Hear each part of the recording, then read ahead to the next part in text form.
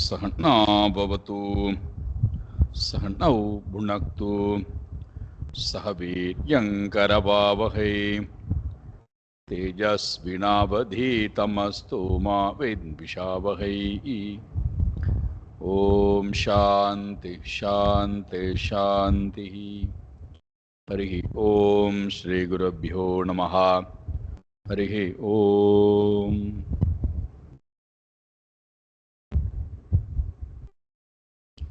सच्चिदानंदरूपाय विश्वोत्पत्त्यादिहेतवे तापत्रय विनाशाय श्रीकृष्णाय वयं नमः। जन्माद्यस्य यतोऽन्वयात् इतरतश्चार्तेष्वभिज्ञस्वराट् तेने ब्रह्म हृदाय आदिकवये मुह्यन्ति यत्सूरये तेजो वारिमृदां यथा विनिमयो यत्र त्रिसर्गो मृषा धाम्ना स्वेन सदा निरस्तकुहकं सत्यं परं धीमहि। धर्मप्रोञ्झितकैतवोऽत्र परमो निर्मत्सराणां सतां वेद्यं वास्तवमत्र वस्तु शिवदं तापत्रयोन्मूलनं श्रीमद्भागवते महामुनिकृते किं वा परैरीश्वरः सद्यो हृद्यवरुध्यतेऽत्र कृतिभिः शुश्रूषिभिस्तत्क्षणात् निगमकल्पतरोर्गलितं फलं सुखमुखातमृतद्रवसंयुतं पिबत भागवतं रसमालयं मुहुरहो रसिका भुवि भावुकाः नारायणं नमस्कृत्य नरं चैव नरोत्तमं देवीं सरस्वतीं व्यासं ततो जयमुदीरये। देवीं सरस्वतीं व्यासं ततो जयमुदीरये।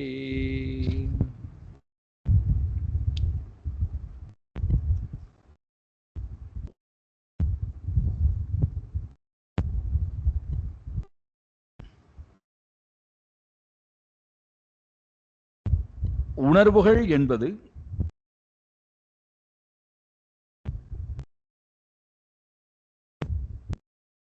நம்மை விட்டு பிரிக்க முடியாததாக இருக்கிறது.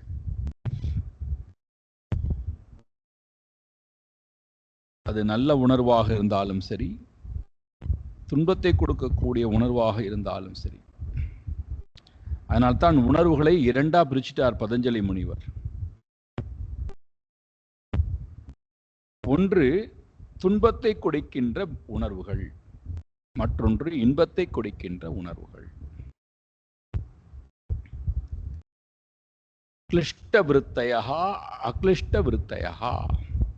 கிளிஷ்ட விருத்தி அக்ளிஷ்ட விருத்தி. துன்பத்தை கொடுக்கக்கூடிய விருத்தி எண்ணம், இன்பத்தை கொடுக்கக்கூடிய எண்ணம். இந்த ரெண்டு தான் இருக்கு. ஒரு எண்ணம் இன்பத்தை கொடுக்கிறது, இன்னொரு எண்ணம் துன்பத்தை கொடுக்கிறது. இன்பத்தை கொடுக்கின்ற எண்ணத்தை நாம் பக்தின்னு சொல்றோம், துன்பத்தை கொடுக்கக்கூடிய எண்ணத்தை காமம்னு சொல்றோம். இந்த இரண்டு உணர்வுகளையும்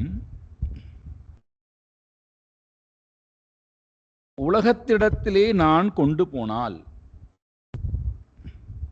அது சம்சாரம். அதே உணர்வுகளை இறைவனிடத்திலே மாற்றினால் அதுதான் மோட்சம். அப்படி யாராவது மாற்றி இருக்கிறார்களா? உணர்வுகளின் மூலமாக தன்னிட்ட என்ன உணர்வு இருக்கோ அந்த உணர்வை இறைவனின்பால் வெளிப்படுத்துவதன் மூலமாக இறைவனை அடைந்தவர்கள் இருக்கிறார்களா என்றால் வரிசையா ஒரு பட்டியல் போட்டு காட்டுகிறார். கோப்யஹா காமாத்.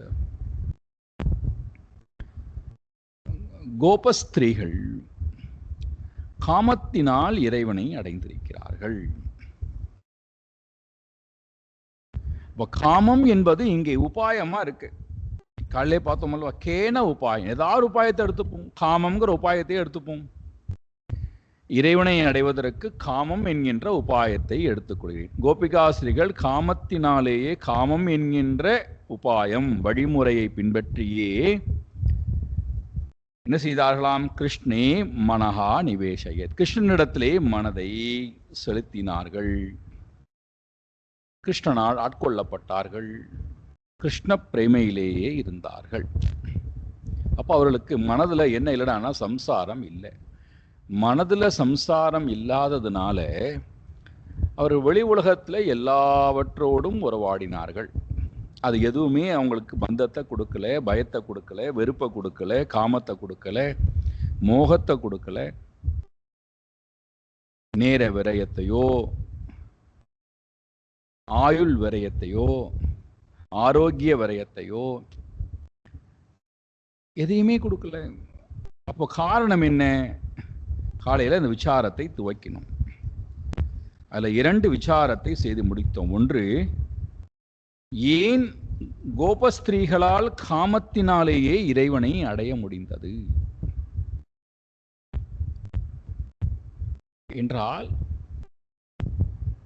அவர்களுக்கு உலகம் என்பது சிறியதாக போய்விட்டது. இறைவன் ரொம்ப ரொம்ப ரொம்ப ரொம்ப பெரியவனாக ஆகிவிட்டான். தானும் பெரியவனாக ஆகிவிட்டோம். தன்னை விட உலகம் எவ்வகையிலும் உயர்ந்தது அல்ல. என்னுடைய கருவி, நான் இந்த உலகத்திலிருந்து உய்வதற்காக எனக்கு ஒரு கருவி வேண்டும் அல்லவா? அந்த கருவியாக உலகமானது இருக்கிறது. அந்த கருவிகளை பயன்படுத்தி நான் உயர வேண்டும். அதற்காக எனக்கு ஒரு கருவியாக இந்த உலகமானது இருக்கிறது. அவ்வளவுதான். இதை புரிந்து கொண்டதுனால கருவிகள் வேலை செய்து கொண்டிருக்கும் போதும் கூட, இந்த இடத்துல கருவி அப்படின்னு வரும்போது உடலையும் சேர்த்துக்கணும். உடல் என்கின்ற கருவி இல்லைன்னா உலகங்கிற கருவி இல்லை. உலகமும் உடலும் ஒரு கருவி. எனக்கு அந்த கருவியை பயன்படுத்தி கொண்டு நான் ஆனந்தத்தை அனுபவிக்க வந்திருக்கிறேன், இறைநிலையை அனுபவிக்க வந்திருக்கிறேன். ஆகையினாலே அந்த கருவியை என்னுடைய உபயோகத்திற்காக பயன்படுத்தி கொள்கிறேன். அப்போ அதோடு சரி, அந்த உபயோகம் முடிந்து விட்டது என்றால் அதை ஓரமாக வச்சிடணும். அதற்கு பின்னாடி போகுது, அதையே மூழ்கி கிடப்பது, அதெல்லாம் ஒன்றும் கிடையாது. எப்படி ஒரு வாகனத்தை நாம் உபயோகப்படுத்தின பிறகு வாகனத்தை ஒரு இடத்துல ஓரமாக வைத்து விட்டு வந்து விடுகிறோமோ, அதே போல உலகமும் உடலும் ஒரு கருவி. இந்த ஞானம் அவர்களுக்கு வந்ததுனால கருவிகள் இயங்கும் நேரத்திலும் அவர்களால் மனதை இறைவனிடத்திலேயே வைக்க முடிந்தது. இப்ப நமக்கு அது மாறணும். நம்முடைய ஆட்டிடியூட்ல இந்த மாற்றம் வரணும். உலகம் என்பது ஒரு கருவி. இதுல கவனமா இருக்கணும். உலகம் என்பது ஒரு கருவிங்கும் போது இதே வார்த்தையைத்தான் சுயநலவாதிகளும் சொல்லுகிறார்கள். இந்த உலகெல்லாம் ஒரு ரிசோர்சஸ், எல்லோருமே ஒரு ரிசோர்சஸ். நம்ம அவங்கள்ட்டேருந்து நமக்கு வேணுங்கிறதெல்லாம் பயன்படுத்தி கொண்டு அவங்கள தூக்கி எறிந்து விட வேண்டும். அப்பா அம்மாவாக இருந்தாலும் சரி, அண்ணன் தம்பியாக இருந்தாலும் சரி, எல்லாவற்றையும் நமக்கு நன்மைக்காக உறிஞ்சிவிட்டு நண்பருக்கு நாம் தூக்கி போட்டு விட வேண்டும். அவர்களுக்கு அவ்வளவுதான் மரியாதை. அந்த பாவம் வந்ததுன்னா நம்மை தூக்கி போடுவதற்கு இந்த உலகம் காத்து கொண்டிருக்கிறது. நம்மால தாங்க முடியாது. நம்முடைய உலகமே நம்மை தூக்கி போடும். நம்மை சுற்றி இருக்கக்கூடிய மக்களே நம்மை தூக்கி போடுவார்கள். நம் மூலமாக வந்திருக்கக்கூடிய ஜீவராசிகளே நம்மை தூக்கி போடும். அதனால அந்த ஒரு நெகட்டிவ் ஆட்டிடியூடுங்க இல்லை. அதனால தான் திரும்ப திரும்ப எல்லோரோடும் வாழ்ந்தார்கள், எல்லா விஷயங்களிலும் ஈடுபட்டார்கள். ஆனாலும் அவர்களுடைய மனதிலே தெளிவான அறிவு இருக்கிறது. இது நமக்கு கொடுக்கப்பட்ட கருவி. ஒரு பேனா இருக்கு, அந்த பேனாவை வச்சு எழுதுறோம். அது தங்க பேனாவே இருக்கட்டுமே, எனக்கு யாரோ அன்பா சுவாமிஜிக்கு நான் வந்து கொடுக்கிறேன், தங்க பேனா கொடுக்கிறேன், அது வெள்ளி பேனா கொடுக்கிறேன், ஏதோ ஒரு பேனா கொடுக்கிறார்கள், வெள்ளியோ தங்கமோ. இப்போ அதனுடைய உபயோகம் என்ன? எழுதுவதற்கு அது பயன்படுத்தக்கூடிய ஒரு சாதனம், அவ்வளவுதான். அதுக்கு மேல அதுக்கு ஒரு உபயோகம் கிடையாது. அது தங்கம், தங்க பேனா என்பதற்காக நான் அதிலே மோகிக்கவும் வேண்டாம். அதை கண்டு நான் எவ்வகையிலும் பதற்றப்பட வேண்டாம், பயம் கொள்ள வேண்டாம், வெறுப்படைய வேண்டாம், மற்றவர்களை பார்த்து சந்தேகப்பட வேண்டாம். காரணம், அது ஒரு கருவி. இன்றைக்கு என்னிடம் இருக்கிறது, நாளைக்கு வேறு யாரோட இருக்க போகிறது. அதனுடைய உபயோகம் முடிந்தால் அதை நான் எடுத்து பத்திரமா ஒரு இடத்துல வச்சிடறேன், அவ்வளவுதான். அதை என்னுடனேயே சுமந்து கொண்டு போவதில்லை.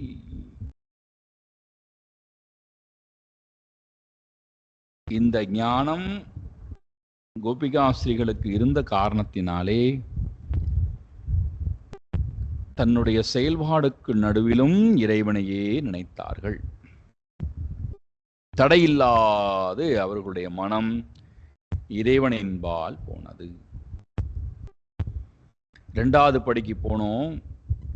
உலகத்தை கருவியாக நினைத்தவர்கள் தன்னை உயர்வா நினைத்து கொண்டு உலகத்தை கருவியாக நினைத்தார். இப்போ அடுத்த படிக்கு போகிறார்கள். தன்னுடைய மனதையும் கருவியாக நினைத்து இறைவனை தன்னுடைய நாதனாக நினைத்த காரணத்தினாலே இப்ப தன்னை எவ்வகையிலும் முன்னிலைப்படுத்தாமல், முதல் படியில உலகத்தை விட்டு விட்டு தன்னை முன்னிலைப்படுத்திக் கொண்டே இருப்பார்கள். அது ஒரு சாரார். எல்லா வகையிலும் தன்னை முன்னிலைப்படுத்துவார். தன்னை பெரியவனாக, தன்னுடைய வாழ்க்கை முக்கியமானதாக, தான் எடுக்கக்கூடிய முடிவு, தன்னுடைய செயல்பாடுகள், கர்த்திருவ பாவத்தையே முன்னிலைப்படுத்துவது. இங்க இரண்டாவது படி, தன்னை ஒரு கருவியாக வைத்து இறைவனை கர்த்தாவாக ஆக்குதல். அப்ப இங்க என்னுடைய அந்தக்கரணமானது இல்லாமல் அந்தக்கரணத்திலே வீற்றிருக்கக்கூடிய இறைவனை அடைய முடியாது. முதல்ல பாக்கிய கரணம், சரீரம் வரைக்கும், ஸ்தூல சரீரம் வரைக்கும் நான் இறைவன் மேலானவன், இவைகளெல்லாம் சிறியவைன்னு தவிர்த்துட்டேன். இப்போ அந்த கரணம் என்று வருகின்ற நேரத்திலே அந்த கரணமானது இல்லாமல், அந்த கரணம் என்றால் இங்க அகங்காரம் வரை வச்சுக்கோங்க, அகங்காரம் வரைக்கும் இருக்கக்கூடியவை அத்தனையும் இறைவனுடைய கருவி, இறைவனுக்காக இருக்கின்ற கருவி, இறைவனை அடைவதற்கு உண்டான கருவி. இந்த கருவியை கொண்டுதான் நான் இறைவனை அடைந்தாக வேண்டும். ஆகினாலே இந்த கருவியை அத்தனையும் இறைவனுக்காக நான் செலுத்துகிறேன். அப்ப என்ன ஆகுண்டான்னா, எப்படி உலகமானது சிறியதாக போய் மிரட்டாமல் இருந்ததோ அதே போல தன்னை சிறியவனாக ஆக்கி இறைவனை பெரியவனாக ஆக்கியதற்கு பிறகு தன்னிடத்தில் இருக்கக்கூடிய உணர்வுகள், தன்னை மற்றவர்கள் மதிக்க வேண்டும் என்கின்ற உணர்வு, நேசிக்க வேண்டும் என்கின்ற உணர்வு, தன்னை மற்றவர்கள் காயப்படுத்துகிறார்களே என்கின்ற ஒரு வலி, தன்னை மற்ற உதாசீனப்படுத்துகிறார்களே, அன்பு காட்டாமல் இருக்கிறார்களே என்கின்ற ஏக்கம், நாம் அன்பு காமித்தாலும் மற்றவர்கள் புரிந்து கொள்ள மாட்டேன்னு சொல்கிறார்களே என்று சொல்லக்கூடிய அந்த ஒரு சோகமான நிலை, அன்புக்காக இயங்கக்கூடிய நிலை, அன்புக்காக அடிமைப்பட்டு கிடக்கக்கூடிய நிலை, அன்பு என்று சொல்லக்கூடிய பெயரிலே நம்மை பந்தப்படுத்தி வைத்திருக்கக்கூடிய நிலை, நாமும் பந்தப்பட்டிருக்கக்கூடிய நிலை, இது பெரிய உலகம். வெளி உலகத்தை காட்டிலும் இந்த உலகம் நம்மை போட்டு உலுக்கி எடுக்கிறது. இந்த உலகத்திடத்திலிருந்து நான் வெளியில வந்து இறைவனை நினைப்பதற்குள்ள என்னுடைய வாழ்க்கையை முடிந்து விடுகிறது.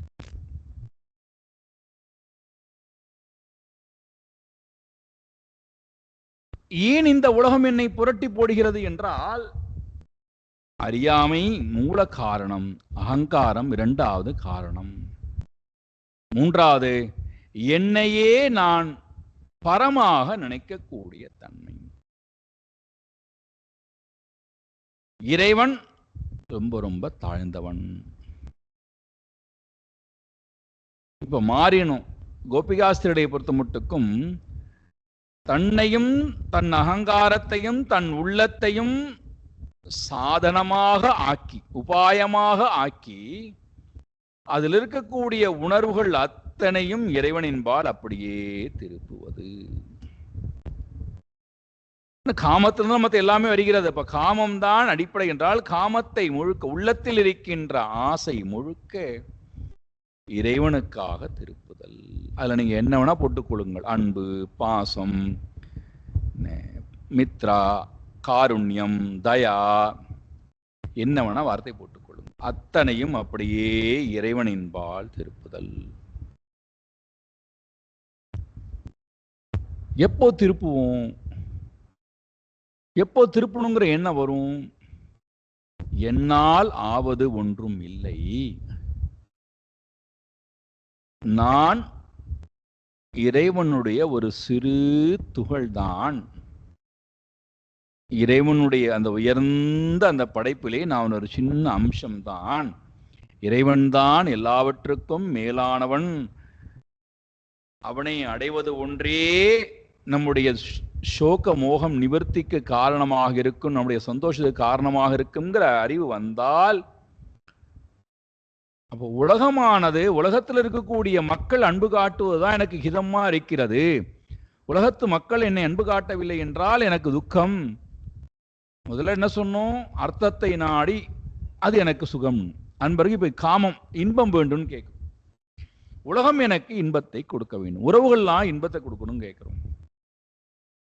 கொடுத்தால் கர்வம் வருகிறது, கொடுக்கவில்லை என்றால் சோகம் வருகிறது.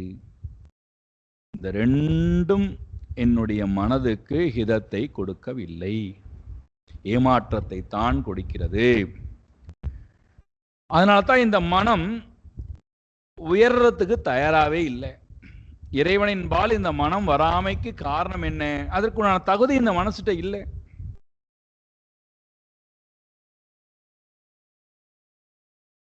அதனால்தான் இப்பேற்பட்டவர்களுக்கு, இந்த மாதிரியான உள்ளம் படைத்தவர்களுக்கு இறைவனிடத்திலே பக்தி செய்வதும் கடினம். ஏன்னா பலகீனமான மனம். சாஸ்திரத்தினுடைய விஷயங்களை செவிமடுத்தல் ரொம்ப ரொம்ப கடினம். காரணம், உள்ளம் அதற்குண்டான தன்மையை பெறவில்லை. ஞான குருவை நாடி அவர்களிடத்திலே போய் ஸ்ரவணம் செய்வது, மனனம் செய்வது ரொம்ப ரொம்ப கடினம். அதனால இப்பேற்பட்டவர்கள், இந்த பலகீனமான மனம் படைத்தவர்கள், உள்ளத்தளவிலே பலகீனமான தன்மை, ஆனா நல்லவர்களா இருப்பார்கள்.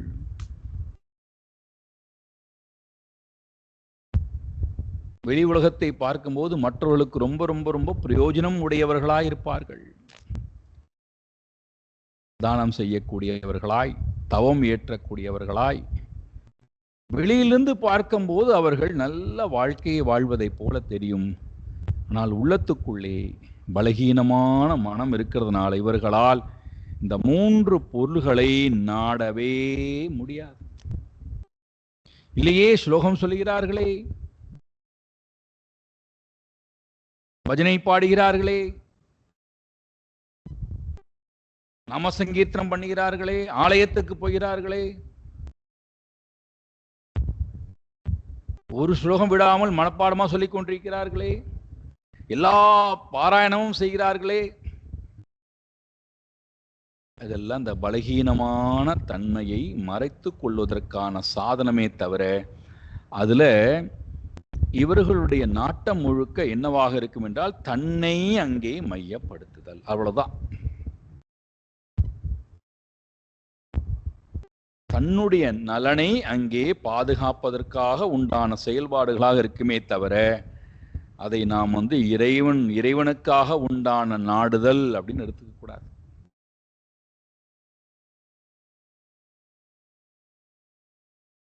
அப்ப இங்க அடிப்படையில இந்த உள்ளம் இறைவனையே நாடுவதற்கு காரணம் பலமுடைய மனமாக இருந்த காரணத்தினாலே.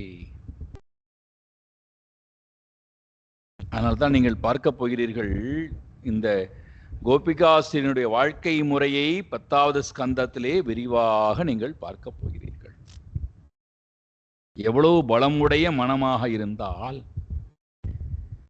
உத்தவர் சொல்ல போறார், கிருஷ்ண பரமாத்மா அனுப்புறார், கோபாஸ்திரிகளை பார்த்து விட்டு வாப்பா, அவர்களுக்கு என்னுடைய வாழ்க்கை முறையை சொல்லி விட்டு வா, நன்மையான சத்சங்கத்தில் ஈடுபட்டு வான்னு சொல்லி அனுப்பினா, உத்தவர் உட்கார்ந்து கொண்டு கோபஸ்திரிகள் எல்லாம் பேசக்கூடியதை கேட்டுவிட்டு அவர் ரமிக்க ஆரம்பிக்கிறாராம், அழ ஆரம்பிக்கிறாராம். அவரால் இந்த பக்தியினுடைய பிரேமையை கண்ட்ரோலே பண்ண முடியலையாம். இப்போ அவர் சொல்றார், என்ன பக்தி இது, என்ன பக்தி இது, இவர்களுக்கு நாம் உபதேசம் செய்ய வேண்டும் என்றால் இவர்கள் அதுவாகவே வாழ்ந்து கொண்டிருக்கிறார்கள், இவர்களுக்கு எதுக்கு உபதேசம்?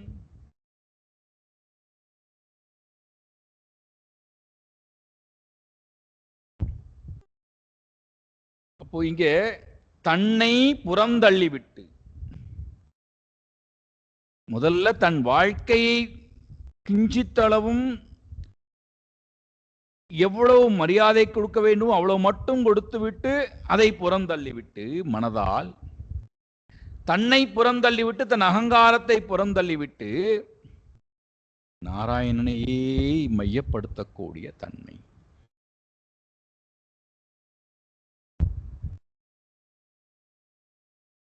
இது 2வது படி. அப்ப எப்பொழுது நாராயணன் எனக்கு உயர்ந்தவனாக ஆகிவிடுகிறானோ அப்பொழுது நான்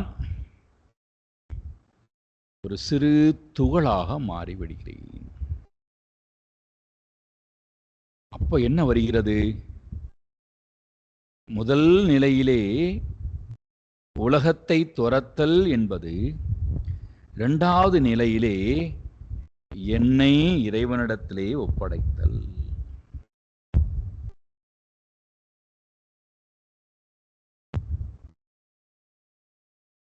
3வது படிக்கு போனால்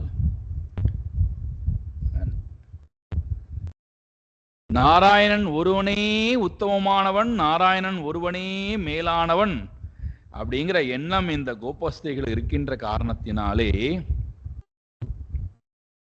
தன்னையும் தன் வாழ்க்கையும் இறைவனிடத்திலே அர்ப்பணித்த காரணத்தினாலே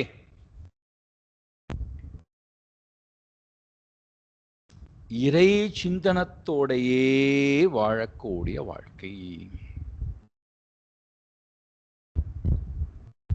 அதனால்தான் அவர்களுக்கு எங்கு பார்த்தாலும் கிருஷ்ணமயம்.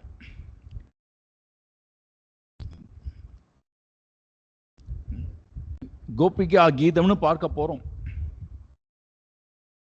அதில் அவர்கள் எவ்வளவு பிரேமையிலே இருக்கிறார்கள்.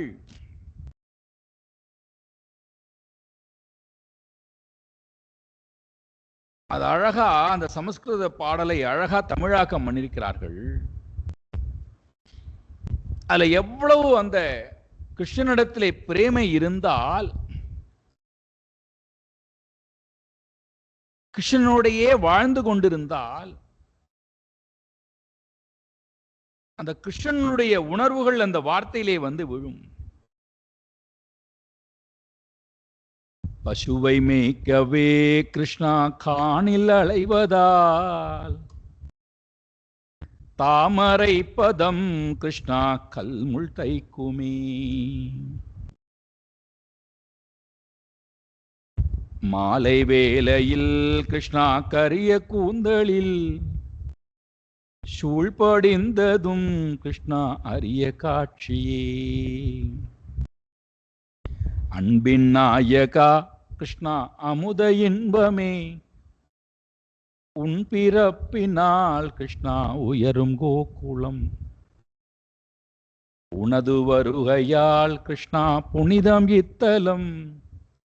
லக்ஷ்மி தேவியும் கிருஷ்ணா என்றும் இங்குள்ளா.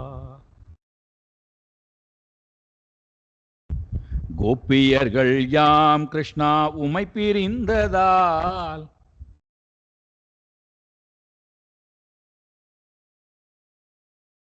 நாங்களா உன்னை பிரிஞ்சிருக்கோம் கிருஷ்ணா, நீ எனக்கு காட்சி கொடுக்க கூடாதா? கோபியர்கள் யாம் கிருஷ்ணா உன்னை பிரிந்ததால் தேடி அலைகிறோம் கிருஷ்ணா காட்சி அருளுவாய்.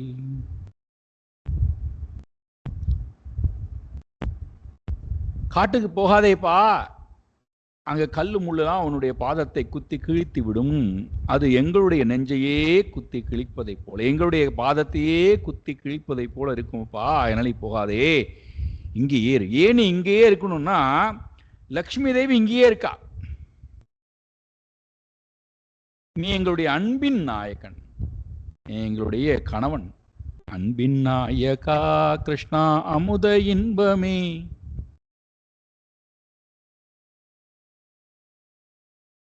எங்களுடைய பிராணநாதன் நீ. உன்னை விட்டு எப்படி நாங்கள் பிரிந்து இருக்க முடியும்?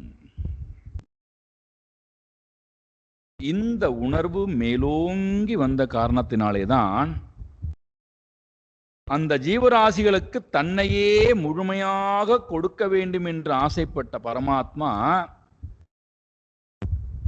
ஜீவனும் பரமாத்மாவும் ஒன்று கலந்து பிரேமையிலே ஆடியதுதான் ராசக்கிரீடா. பார்க்க போறோம்.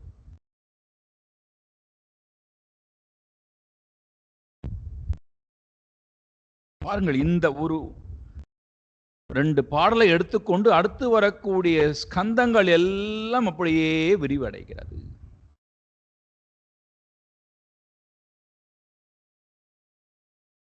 இப்ப இதுல என்ன ஒரு ரகசியமான விஷயம் அடங்கியிருக்கு என்று நீங்கள் பார்த்தீர்கள் என்றால், இறைவன் என்னுடைய வாழ்க்கையின் மேலான பொருள். இறைவனை தவிர உலகத்துல மேலான பொருள் எனக்கு ஒன்றும் இல்லை.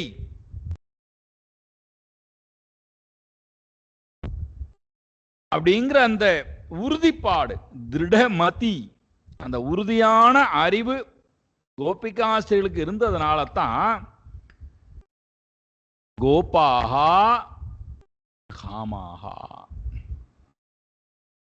காமத்தினாலேயே ராகத்தினாலேயே இறைவனை அடைந்திருக்கிறார் என்றால் நம்மாலும் முடியும். இப்ப அவர்கள் அந்த மாதிரி காமத்தை கொண்டு இறைவனை அடைந்ததுனால, இறைவனே மேலானவன் அப்படின்னு சொல்லிட்டதுனால, 2 பொருள்கள், நாம எந்த எந்த பொருள்களிடத்திலே போய் நம்மை முழுமையாக தொலைத்து இறைவனை மறந்து வாழ்கிறோமோ, சம்சாரத்திலேயே உழன்று கிடக்கிறோமோ, அந்த 2 பொருள்கள் அவர்களை பொறுத்த மட்டுக்கும் ரொம்ப ரொம்ப ரொம்ப ரொம்ப ரொம்ப நீச்சமானது, கீழானதாக இருக்கிறது. அது அவர்களை எவ்வகையிலும் மோகிக்கவில்லை, மிரட்டவில்லை, பயமுறுத்தவில்லை. அது என்னது? ஒன்று, தர்ம நெறியுடன் கூடிய வாழ்க்கை. தர்மம் பெரிதான், நாராயணன் பெரியவனா என்ன? அவர்களை பொறுத்த மட்டுக்கும் நாராயணனே நமக்கே பறை தருவான். நாராயணன் தான் பெரியவன், தர்மம் எல்லாம் குப்பை அவர்களை பொறுத்த மட்டும்.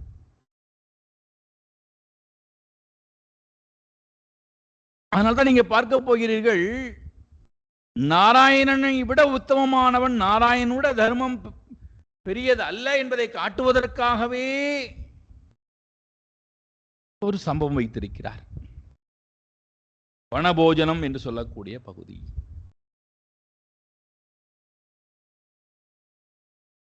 தர்மம் என்பது உபாயம் என்றால், உபயத்தை அடைவதற்கு உபாயம் தேவை. உபாயத்தை வைத்துக்கொண்டு உபயத்தை அடைய மாட்டேன், உபாயத்தை மட்டுமே பிடித்துக் கொண்டிருப்பேன் அப்படின்னு சொன்னா அப்போ யார் இங்கே சிறுமைப்படுத்தப்படுகிறான்? இறைவன் சிறுமைப்படுத்தப்படுகிறான்.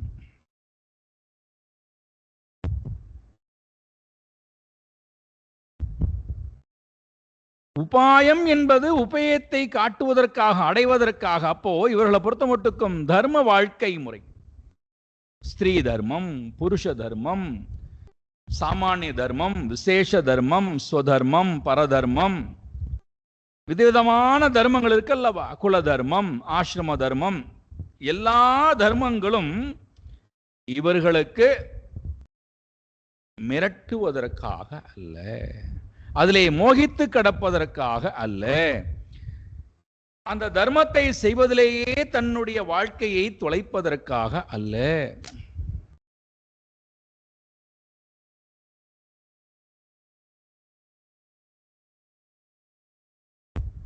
முக்கியமான சிந்தியுங்கள். நிறைய நெடுலான விஷயங்கள்.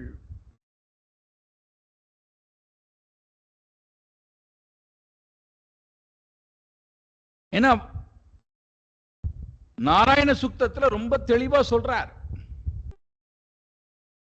ஒன்னொன்னா சொல்லிக்கொண்டே வரார். சகஸ்ரஷீர் உஷம் தேவம் விஸ்வாக்ஷம் விஸ்வசம்புவம் விஸ்வம் நாராயணம் தேவம் அச்சுதம் பரமம் பதம். வரிசையா வரும்போது சொல்றார், நாராயண பரோ ஜோதி ஆத்மா நாராயண பரஹா நாராயண பரம் பிரம்ம தத்துவம் நாராயண பரஹா நாராயண பரோ தாதா தியானம் நாராயண பரஹா.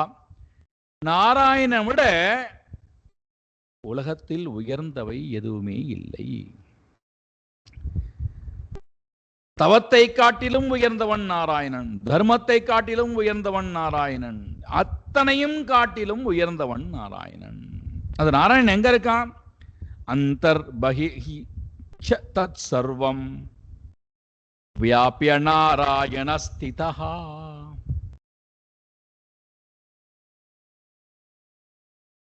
அப்ப நம்மை தர்ம நெறியிலே வாழ சொல்லி தூண்டுவதனுடைய நோக்கம் அந்த தர்மியை நினைவுறுத்தி கொண்டே இருப்பது, தர்மியை அடைவது. இதுதான் நம்முடைய தர்ம வாழ்க்கையினுடைய நோக்கம். தர்மத்தை நமக்கு வாழ சொல்லி தூண்டியதற்கு பிறகு தர்மியையும் அந்த தர்மிக்குண்டான உபாயத்தையும் மறத்தல் அல்ல நம்முடைய வாழ்க்கை முறை.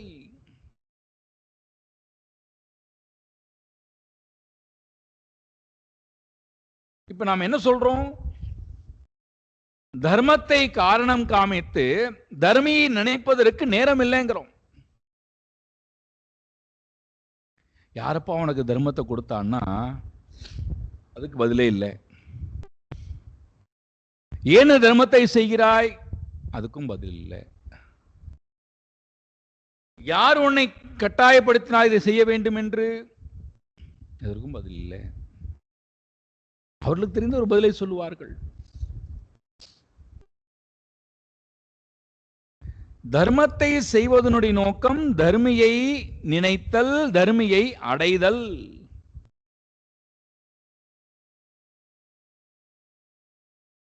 வேடிக்கையா சொல்லுவார் அல்லவா, ரொம்ப வேடிக்கையா சொல்லுவார் அல்லவா.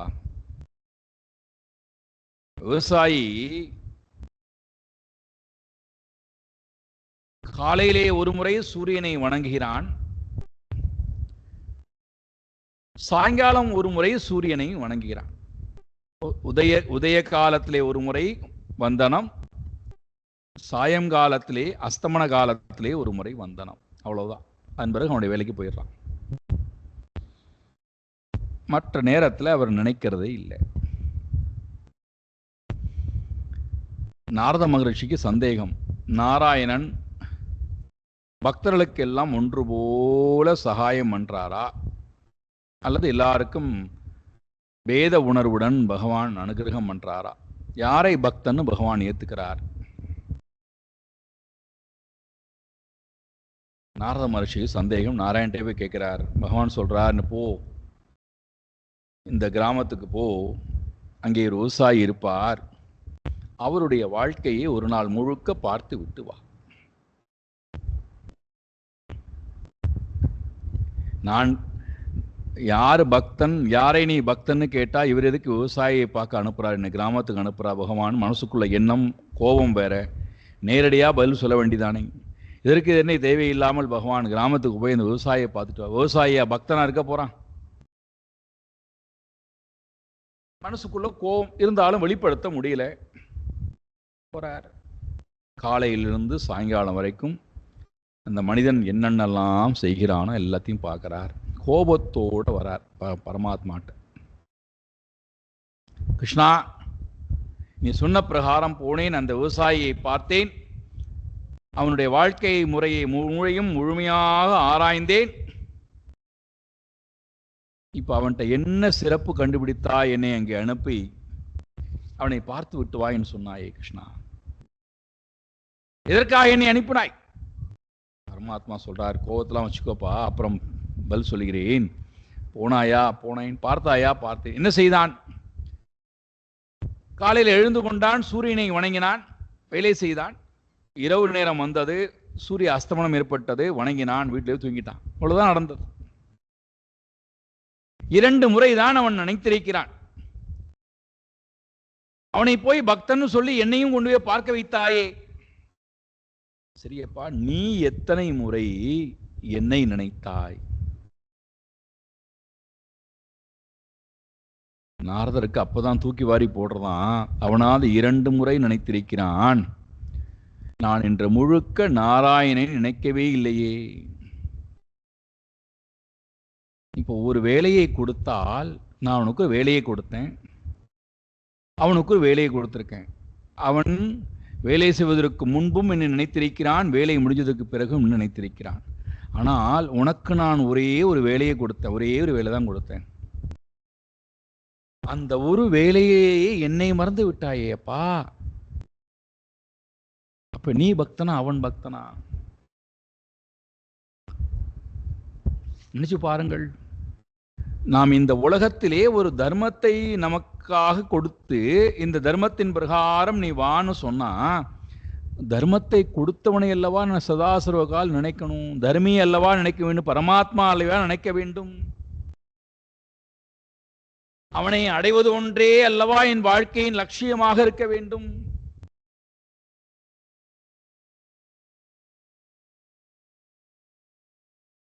ஆனால் இங்கே நாம் தர்மத்தையும் தர்மியையும் தர்மியினுடைய சிந்தனமும் இல்லாமல் சதா நம்முடைய மனம் விகாரப்பட்டு கொண்டே இருப்பதற்கு காரணம், இந்த தர்மத்தை மேலானதாக நினைத்து, அது கொடுக்கக்கூடிய பலன் மேலானதாக நினைத்து, அதை செய்ய முடியாத நிலைக்கு நாம் போய் அது நிறைய போராட வேண்டியிருக்கு. தர்மத்தை பண்ணும்போது நிறைய போராட்டம், நிறைய சக்திகள் திரட்டி அதை செய்ய வேண்டியிருக்கிறது. கிடைக்கக்கூடிய பலனை பார்த்தா ரொம்ப குறைவா இருக்கு. அதனால நம்முடைய மனசு அப்பப்போ சோர்ந்து போகிறது. இவ்வளவு காரியத்தை பண்ணி இவ்வளவுதானே கிடைச்சது. அப்போ மறுபடியும் அதை நோக்கியே போய் போராடக்கூடிய தன்மை வரும்போது சோர்வுதான் வருகிறது. அப்போ நான் தர்மியையும் நினைப்பதற்கு மனதை தயார்படுத்தாமை, தகுதி இல்லாமல் வைத்துக் கொள்கின்ற தன்மை, இது எல்லாவற்றையும் விட்டு கோபிகாஸ்திரிகள் தர்மத்துக்கு பிராதானியம் கொடுக்கும் போது தர்மிக்கும் பிராதானியம் கொடுத்தார்கள். தர்மியிடத்தில் இருக்கக்கூடிய ஸ்மரணையும் அவர்களுக்கு பிராதானியமாக இருந்தது. அதனால்தான் வேடிக்கையாக பார்க்க போகிறீர்கள் 10வது ஸ்கந்தத்திலே கோபிகாசிகள் எப்படி கிருஷ்ணனோட பிரயாணம் செய்தார்கள். ஒவ்வொரு வேலையும் செய்யும் போதும் கிருஷ்ணஸ்மரணையோடையே வேலை, கிருஷ்ணஸ்மரணையோடையே. இந்த பக்கம் போகும்போது கிருஷ்ணனை பார்ப்பது, அந்த பக்கம் போகும்போது கிருஷ்ணனை பார்ப்பது. கிருஷ்ணனை பற்றி சதா சர்வ காலம் சிந்தித்துக் கொண்டே இருக்கிறதுனால கிருஷ்ணனை பற்றி ஏதாவது ஒரு சின்ன செயல்பாட்டை வைத்துக்கொண்டு யசோதா பிராட்டி இடத்திலே போய் அவரை பற்றி பேசுவதை போல அவரை பார்த்து விட்டு வருவது.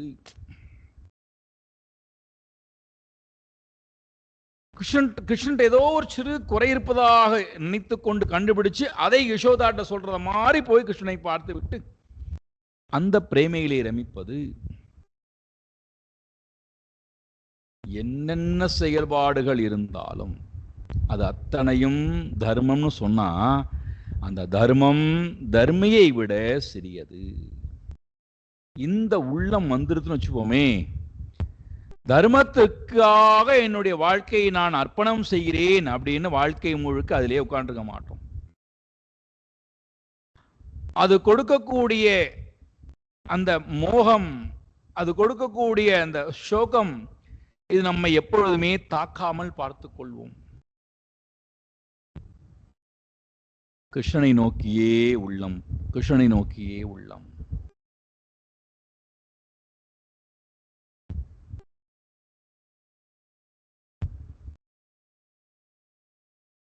தர்மம் என்பது என்னடான்னா, இந்த பாடக்கூடியவர்கள் தன் பக்கத்துல ஒரு பெட்டி வச்சுப்பார்கள். ஸ்ருதி பெட்டின்னு பெயர்.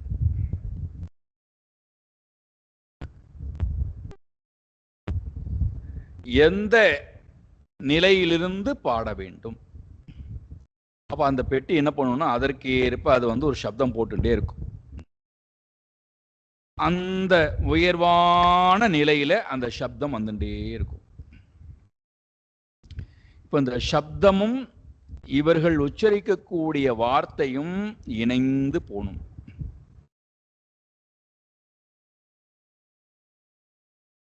இந்த சப்தம் இவர்களுடைய சொற்கள் இந்த ரெண்டு இணையாம இருந்து வச்சுப்போம், அபஸ்வரமா வரும்.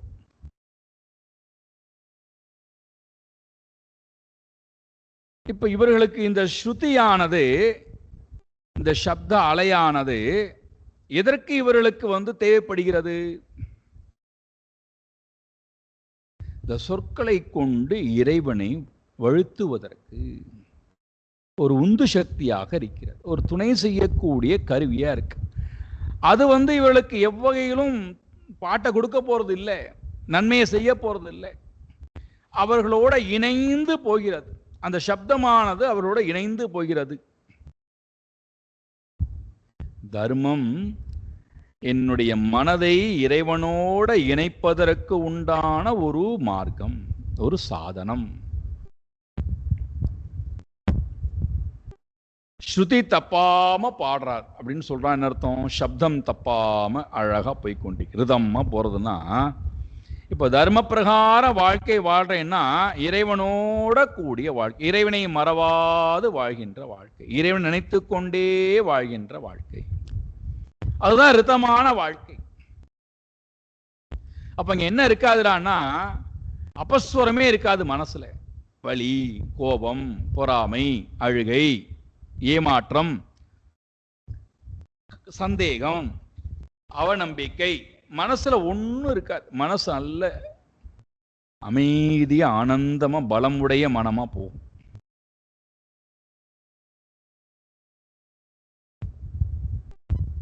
அதற்கு மேல அந்த ஸ்ருதி பெட்டிக்கு வேற வேலை இல்லை. இப்போ தர்மத்தை விட பெரியவன் நாராயண பரோதர்மோ நாராயண பரம் தபஹா. நாராயண விட பரம் பெரிய தர்மம் என்ன இருக்க முடியும் இந்த உலகத்துல?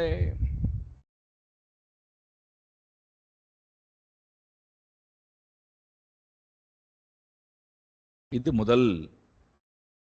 கோபிகாஸ்திரிகள் ஏன் தன்னுடைய உள்ளத்தை காமத்தினாலேயே இறைவனுக்காக இட்டு நிரப்பினார்கள் என்றால், தர்மம் செய்யும் போது ஏன் மனமானது இறைவன்பால் போனது என்றால், தர்மத்தின் மூலமாக கிடைக்கக்கூடிய புண்ணிய பலனோ, தர்மத்தின் மூலமாக கிடைக்கக்கூடிய புண்ணிய லோகமோ இறைவனுடைய ஆனந்தத்தை காட்டிலும் சிறியது.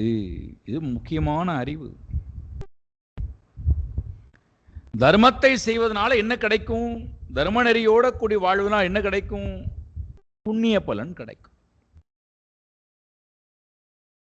தர்மநெறியோட வாழ்வனால் என்ன கிடைக்கும்? புண்ணிய லோகத்துக்கு போகலாம். இந்த ரெண்டு தான் உண்டு. இந்த லோகத்துல சுக வாழ்க்கை, மற்றொரு லோகத்துல உயர்வான ஒரு லோகத்துக்கு போகலாம். இந்த அனுபவத்தை காட்டிலும் மேலான அழியாத ஆனந்தத்துக்கு சொந்தக்காரனாக இருக்கக்கூடிய இறைவனை நான் பிடித்து விட்டால், அந்த தர்மத்துக்கு நான் போய்விட்டால், அழியாத இன்பம், மாறாத இன்பம், கலப்படமில்லாத ஆனந்தம். இப்ப இதுல என்னன்னா, இந்த தர்ம நெறியோட கூடிய வாழ்க்கையில தர்மம் பண்ணிண்டே இருக்கணும். அப்பதான் புண்ணிய பலன் கூடிண்டே இருக்கும். அங்க அப்படி அல்ல. மனதை நாராயணனிடத்திலே முழுமையாக கொடுத்து விட்டால் அந்த ஆனந்தம் குறைய போவதே இல்லை. திரும்ப திரும்ப திரும்ப அந்த ஆனந்தத்தை பெறுவதற்காக நான் எந்த முயற்சியும் எடுக்க வேண்டாம். காரணம் அது அழியாத ஆனந்தம். இச்சுவை தவிர யான் போய் இந்திர லோகம் ஆளும் அச்சுவை பெரினும் வேண்டே அரங்கன்மாநகருளானே.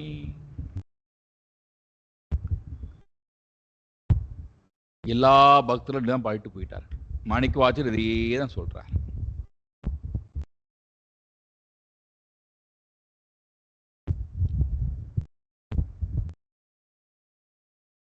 மனசுல காமம் இருக்கா, வைத்துக் கொள்ளுங்கள், தப்பே கிடையாது. அந்த காமத்தை இறைவனின்பால் திருப்புதல். அப்ப என்ன ஆகும்? தர்ம வாழ்க்கை முறை வாழ்வேன், ஆனா அது கொடுக்கக்கூடிய சுகம், அது கொடுக்கக்கூடிய புண்ணிய லோகம், இது என்னை மயக்காது, மோகிக்க வைக்காது, பந்தப்பட வைக்காது. என்னுடைய நோக்கம் முழுக்க நாராயணனே, நாராயணனே நமக்கே பறை தருவான்.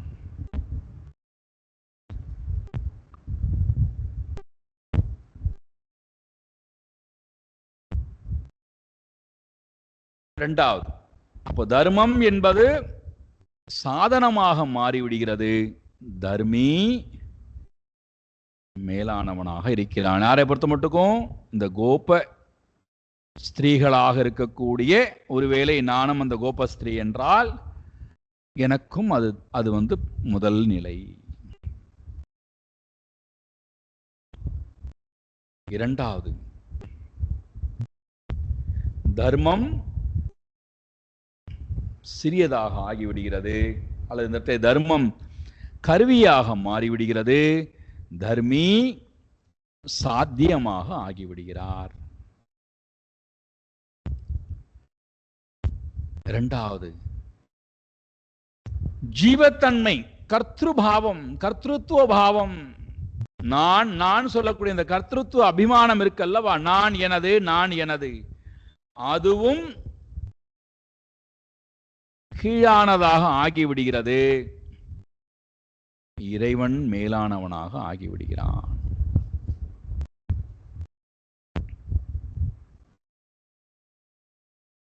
அப்ப நானும் இங்கே புறந்தள்ளப்படுகிறேன். எனது என்பதும் புறந்தள்ளப்படுகிறது. இந்த காமத்துல நானும் எனதும் இங்கே புறந்தள்ளப்பட்டு நாராயணனே மேலானவனாக ஆகிவிடுகிறான்.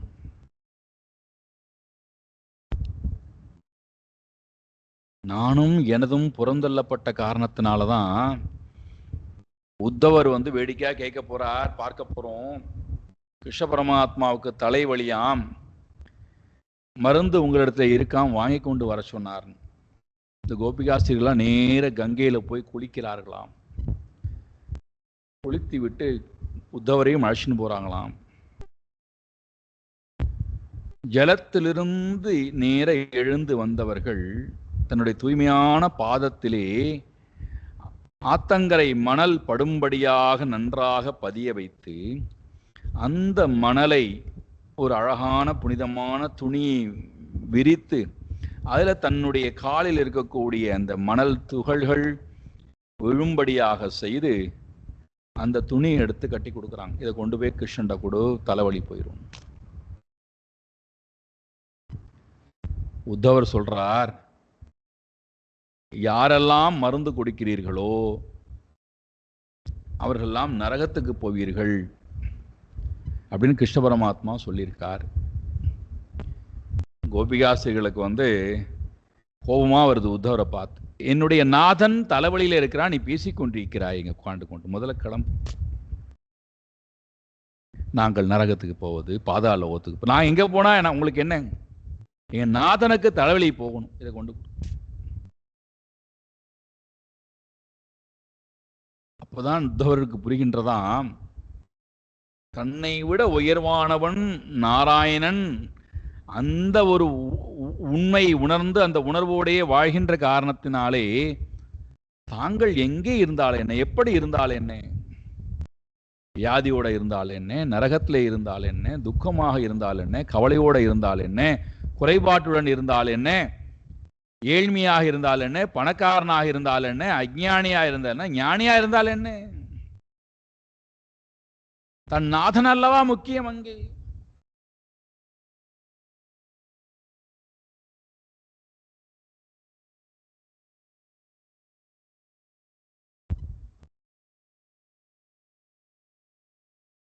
இந்த உணர்வு மேலோங்கி வரும்போது காமம் அங்கே பஸ்மமாக்கப்படுகிறது. காமியுடன் இந்த காமம் ஒன்று கலந்து விடுகிறது. அதனால தான் இவர்களால் பாட முடிகின்றது கோபிகா கீதத்திலே, அகில தேகினாம் அந்தராத்மா. நீ சாதாரணப்பட்ட இடையர் குலத்திலே பிறந்த, விஷ்ணு குலத்திலே பிறந்த மாடு மேய்க்கக்கூடிய கிருஷ்ணன் அல்ல நீ. அகில தேகினாம் அந்தராத்மதிற்கு, எல்லா தேகத்துக்குள்ளும் இருக்கக்கூடிய அந்தராத்மாவாக பார்ப்பவனாய் நீ இருக்கிறாய் கிருஷ்ணா. நீதான் எல்லா ஹிருதயத்துக்குள்ளும் இருக்கக்கூடிய அந்த சாக்ஷாத் நாராயணன். அதை நாங்கள் அறிந்த காரணத்தினால்தான் உன்னோடு நாங்கள் பிரயாணம் செய்கிறோம்.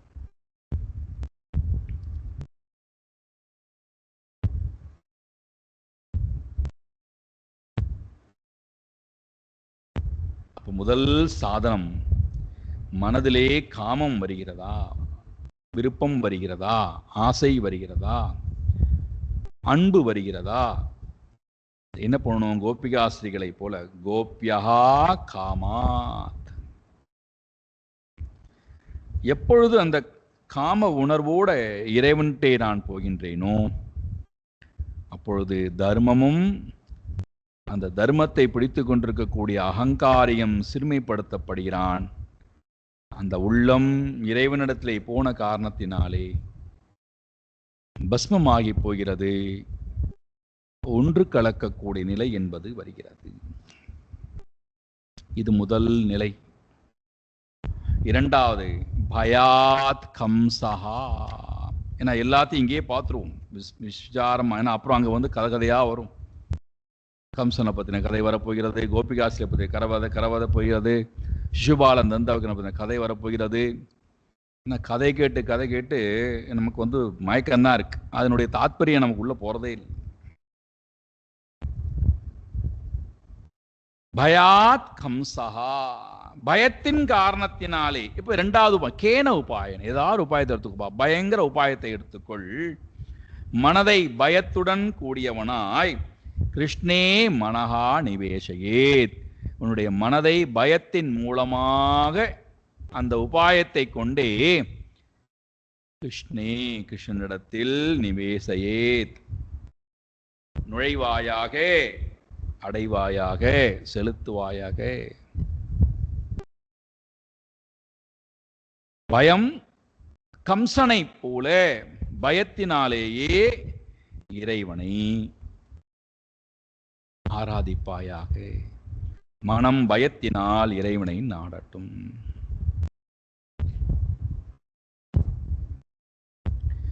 காமம் எப்படி குறைபாட்டினால் நிறைவு செய்வதற்காக என்ன அலை வந்ததோ, பயம் எங்கிருந்து வருகிறது? சாஸ்திரம் சொல்லுகிறது, துவயாத் பயம் பவதி. இருமையினாலே பயம். நான் வேறு, அவன் வேறு. பயத்தினால் இருமையினால் பயம். பயத்தினால் ஏதாவது ஒன்றை போய் மனம் பற்றி கொள்கிறது. அந்த பய உணர்வு போவதற்காக நாம் என்ன பண்றோம்? பய உணர்வு போவதற்காக எதெல்லாம் பயத்தை போக்கும்னு பார்க்கிறோம். எல்லாத்தையும் பிடிச்சு வச்சுக்கிறோம். வீடு பயத்தை போக்கும், மனைவி பயத்தை போக்குவாள், குழந்தைகள் பயத்தை போக்குவார்கள், அப்பா அம்மா பயத்தை போக்குவார்கள், அறிவு பயத்தை போக்கும், யோக வாழ்க்கை முறை பயத்தை போக்கும், மருந்துகள் பயத்தை போக்கும். இப்படி பயத்தை போக்குவதற்கு என்னென்னலாம் உலகத்துல சாதனங்கள் இருக்கோ, புண்ணிய பலன் கூட எடுத்துக்கணும். புண்ணிய கர்மங்கள் செய்தால் அதனால் வரக்கூடிய பலன் என்னை பயத்திலிருந்து விடுவிக்கும். இப்படி பயத்தை போக்குவதற்கு எல்லா முயற்சியும் எடுக்கிறோம். ஆனா என்ன வேடிக்கைடான்னா, பயத்தை போக்குவதற்காக எடுத்த முயற்சி தொடர்ந்து கொண்டே இருக்கு, பய உணர்வு அப்படியே இருக்கு.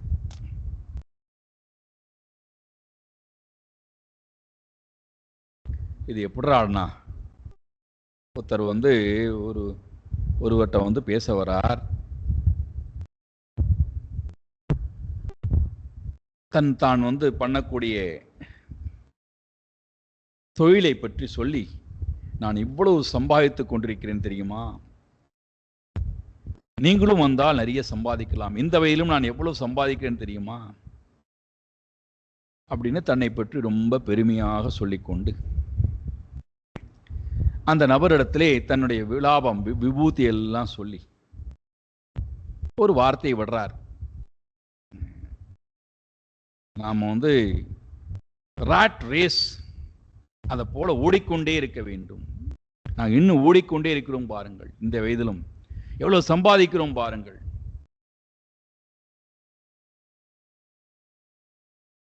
அந்த நபர் வேதாந்தத்துல ஊறி திளைத்து கொண்டிருக்கக்கூடியவர். அவர் போற போக்குல வார்த்தையை விடுறார், you are still in the rat race only. நீ எளியாகத்தான் இருக்கிறாய், எளியாகவே தான் வாழ்ந்து கொண்டிருக்கிறாய், எளி ரேஸோடையே வாழ்ந்து கொண்டிருக்கிறாய். ஒரு நாளைக்கு நீ மனிதனா வாழப்போவது இல்லை, ஒரு நாளைக்கு நீ கடவுளை தொழப்போவதும் இல்லை, உன் வாழ்க்கையை ஒரு நாளும் உத்தமமான வாழ்க்கையா இருக்க போவதில்லை. ஒரே வார்த்தை, you are still in the rat race only.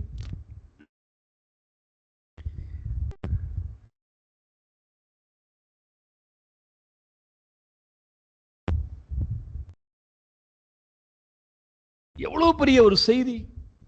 பய உணர்வு தன்னை வெளி உலகத்திலேயே தள்ளி அது பெரிய சாதனையாக மற்றவர்களிடத்திலே வெளிப்படுத்தி பேசல் இருக்கிறதே. உள்ளுக்குள்ள எவ்வளவு பயம் இருந்தால் அந்த மாதிரி வாழ தோன்றும், மற்றவர்களிடத்திலே போய் அதை பேச தோன்றும். இன்றைக்கு காலையிலே ஒரு அழகான ஒரு படம் பார்த்து கொண்டிருந்தேன். ரமண மகர்ஷியினுடைய ஒரு படம் பார்த்து கொண்டு, பழைய காலத்து அவர் ஒரு கம்பை பிடித்து கொண்டு நின்று கொண்டிருக்கக்கூடிய ஒரு படத்தை பார்த்து கொண்டு, உடம்புல கௌபீனத்தை தவிர கையில ஒரு குச்சி வச்சுருக்கார், அவ்வளவுதான், வேற ஒன்றும் இல்லை உடம்புல. தலையிலிருந்து கால் வரைக்கும் வேற ஒன்றும் இல்லை, ஒரே ஒரு குச்சி பிடித்து உடம்பு கீழே விழுந்துடக்கூடாது ஒரு குச்சியை பிடிச்சுட்டு இருக்கார், அவ்வளவுதான். கௌபீனம் முடிச்சுட்டு இருக்கார், வேற ஒன்றும் இல்லை. ஆனா முகத்துல எவ்வளவு ஒரு அமைதி, எவ்வளவு ஒரு ஆனந்தம்,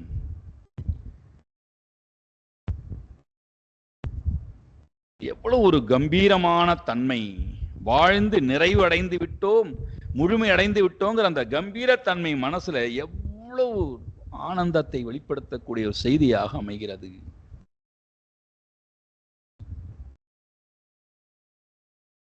இப்ப நினைத்து பாருங்கள், கொடூரமான வெயில் திருவண்ணாமலை வெயில், அதே போல கொடூரமான குளிர் திருவண்ணாமலை,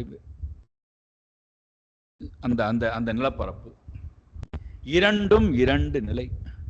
ஆனா அவருடைய உடம்புல எந்த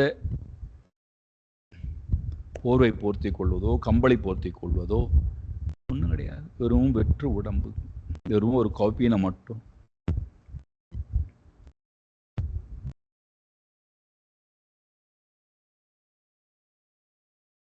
நீங்கள் அவரை போல வாழணுங்கிறது வந்து அரிதான காரியம்னா அது ஞானி, தன்னை உணர்ந்து இருக்கக்கூடிய ஞானி. நம்ம அந்த நிலைக்கு அட்லீஸ்ட் மனதளவிலேயே தயாராக ஆகலாம் அல்லவா?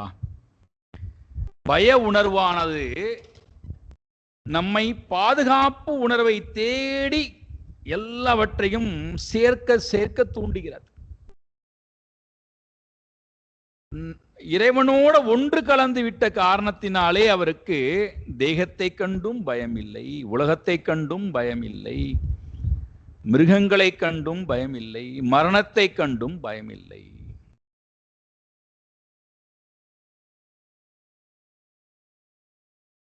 அப்ப இங்கே பயம் என்று சொல்லக்கூடிய உணர்வு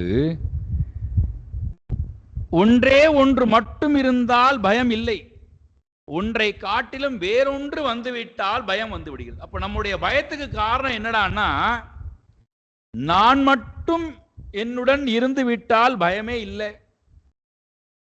நான் அப்படின்னு சொன்ன உடனேயே நான் எதோடலாம் போய் இணைச்சிக்கிறேன். என்ன நம்ம ஏற்கனவே பார்த்தோம் பேரண்டிங்ல,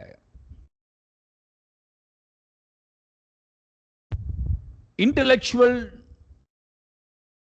dependency, emotional dependency, physical dependency, இதோட போய் இணைச்சிக்கிறோம். அறிவு நிலையிலே போய் நம்ம இணைச்சிக்கிறோம், அதுதான் நான் நினைக்கிறோம். உணர்வுகளை போய் இணைத்துக் கொண்டு அதுதான் நான் நினைக்கிறோம். உடல்ல போய் இணைத்துக் கொண்டு அதுதான் நான் நினைக்கிறோம். என்னை காட்டிலும் வேற ஒரு பொருள் வந்து விட்டது என்றாலே பயம் ஆரம்பிச்சாச்சு. எதுவரை பய உணர்வு இருக்கோ அதுவரைக்கும் தீர்வு வெளி உலகத்தில் இல்லை. அதுதான் இங்க சொல்ல வரார். எதுவரைக்கும் பய உணர்வு இருக்கோ அதுவரைக்கும் வெளி உலகத்திலே அதற்குண்டான மருந்து இல்லை. இதை தெரிந்து கொண்ட கம்சன் தன்னுடைய பயத்தை நாராயணனிடத்திலே செலுத்துகிறான். எப்படி? அடுத்த வாரம் வாருங்கள், ரொம்ப விரிவாக பார்ப்போம் சொல்றார். அடுத்த வாரம் பார்ப்போம். ஓம் பூர்ணமதః பூர்ணமிதம் பூர்ணாத் பூர்ணமுதச்யதே பூர்ணஸ்ய பூர்ணமாதாய பூர்ணமேவாவசிஷ்யதே. ஓம் சாந்தி சாந்தி சாந்தி. ஹரி ஓம் ஸ்ரீ குருभ्यो நமः. ஹரி ஓம்.